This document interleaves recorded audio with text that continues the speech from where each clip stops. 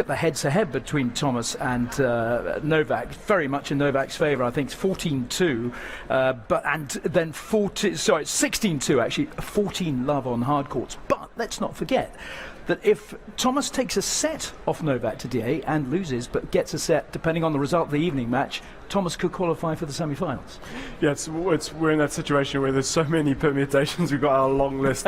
Yes. It's hard to make sense of it just yet. But I think the bottom line is he knows he's got to come out and play good tennis.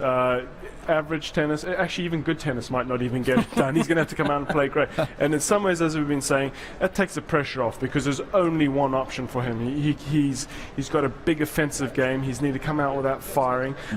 He's not a defender in the same way that Murray, Djokovic, Nadal can. He's a front foot player. So I think it's absolutely clear what he needs to do. Anything other than playing great tennis is not an option, and we've seen the guys have been struggling to get games, so never mind to say he's going to have to push it. But his performance against Marin Cilic was very impressive.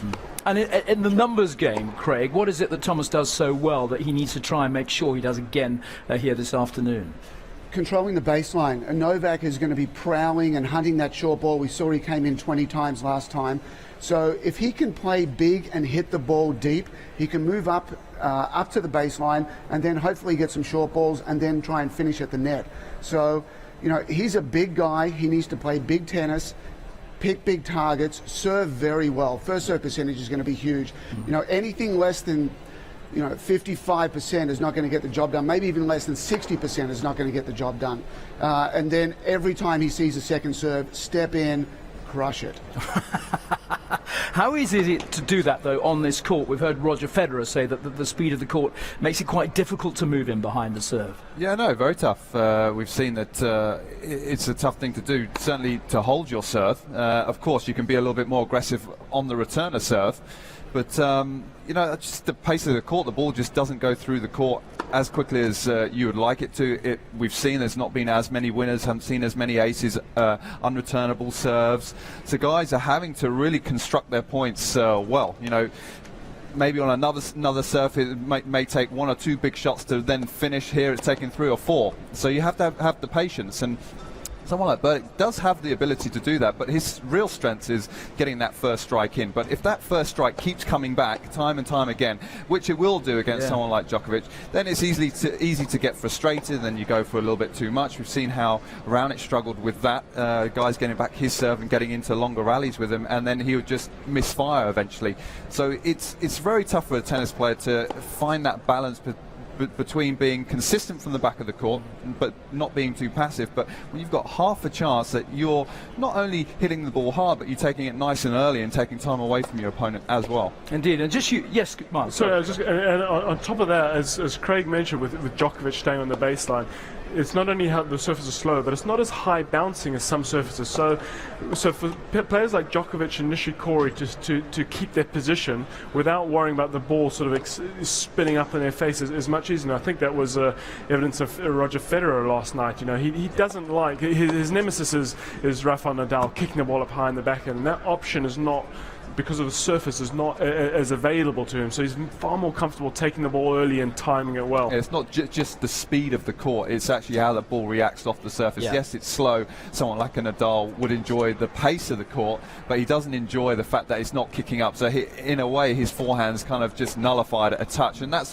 what players are looking for, that kind of extra half a foot, not getting up above your shoulder. It's more kind of around your chest height, becomes a little bit more comfortable for them. I think, as I was saying, with the needing on a slow surface to take 3 or 4 big hits to take control of the point or to win the point, and that's why we've seen so many one-side matches, because it's not the guys have just been hitting the first ball in the net. I mean, we saw Andy Murray last night. I mean, there were some longer rallies, but just to actually win it, and when it comes down to, if you're having to hit 3 or 4 shots against Novak Djokovic, the chances are in one of those he's actually going to hit one back deep and going to be right back in the rally. So actually winning the point is just about an impossible task.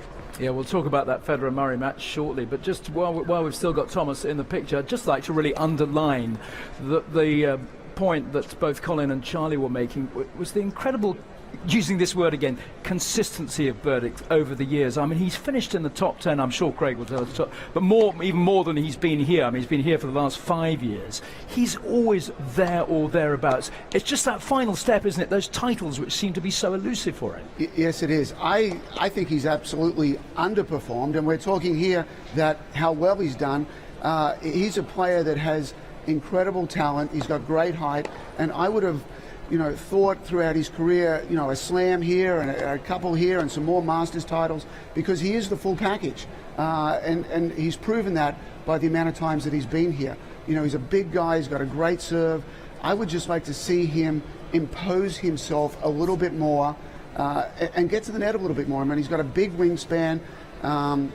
Coming forward is really the name of the game for Tomas Berdych. I agree with you, but the problem for any player outside the top 4 in the last few years is in fact it's the top guys have been so consistent. Yep. And this is why we talk about why the rankings become so important for Murray trying to get in the top 4. If you're not in that top 4, you have to beat 3 of those guys to win a slam, because of the way the draw works out. And I'm not sure even any of the top 4 could have done that if they weren't in that position. So you just look at Andy. It's made his life much more difficult. The fact that he's not been seeded in the top 4, you're meeting those big guys earlier on in the rounds. We always talk about these players. He's been drawn against Djokovic consistently in the quarters, often in the last few you want to work your way into a tournament and come quarters, semis. That's where you wanted to really step it up and play your best in the final. But if you're not able to get there and you're having to play your best earlier on in the tournament, obviously it's a really tough ask. Yeah, it really is a tough one. But we'll see what Tomas can do today. As I say, he can still lose as long as he gets a set off Berdych. Depending what happens in the evening match between Wawrinka and Cilic, he could go through.